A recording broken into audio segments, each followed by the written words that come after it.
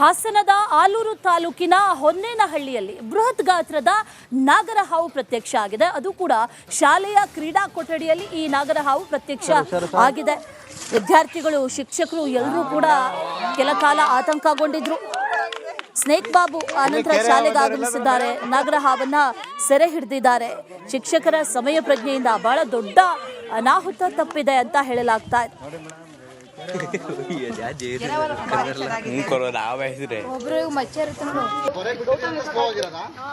Sir ಇಲ್ಲ, ಇದು ಅವಾಗಿಂದ ಫುಲ್ ಸ್ಲೋ. ನಮಗೊಂದ್ಸರಿ ಸಿಕ್ಕಿತ್ತು. ಈ ದಿನ ಬೆಳಗ್ಗೆ ಶಾಲಾ ಮಕ್ಕಳೆಲ್ಲ ಗಾಬರಿಯಾಗಿ ನನ್ನ ಹತ್ರ ಬಂದು ಮೇಡಮ್ ಹಾವು ನೋಡಿದ್ವಿ ಅಂತ ಹೇಳಿದ್ರು. ಯಾಕೆ ಅಂತ ಹೇಳಿದ್ರೆ ಸ್ಪೋರ್ಟ್ಸ್ ರೂಮ್ ಅನ್ನ ನಾವು ಕ್ಲೀನ್ ಮಾಡಿಸ್ತಾ ಇದ್ವಿ. ಈಗೆಲ್ಲ ಸ್ಪೋರ್ಟ್ಸ್ ಇರೋದ್ರಿಂದ ಮಕ್ಕಳಿಗೆ ಆಟ ಆಡಿಸ್ಬೇಕು ಅಂತ ಹೇಳಿ ಆ ಸಮಯದಲ್ಲಿ ಒಂದು ಹಾವು ಕಲ್ಲಿನಡಿ ಹೋಗಿ ಸೇರ್ಕೊಳ್ತು ಅಂತ ಹೇಳಿ ಮಕ್ಕಳು ಬಂದು ಹೇಳಿದ್ರು. ತುಂಬಾ ಗಾಬರಿಯಾಗಿತ್ತು ನಮಗೆಲ್ರಿಗೂ ಕೂಡ.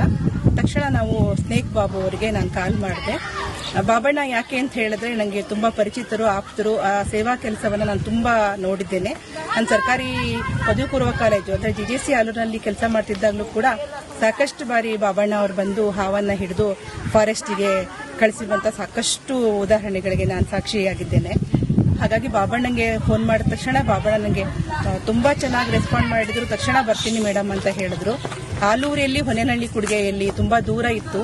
ಆದ್ರೂ ಕೂಡ ಅವ್ರ ಬೈಕ್ನಲ್ಲಿ ಬಂದು ತಕ್ಷಣ ಹಾವನ್ನ ಹಿಡಿದ್ಬಿಟ್ಟು ಅದನ್ನ ಒಂದು ಡಬ್ಬಕ್ಕೆ ಹಾಕೊಂಡು ಅದನ್ನ ಫಾರೆಸ್ಟ್ಗೆ ಬಿಡ್ತೀವಿ ಅಂತ ತಗೊಂಡು ಹೋದ್ರು.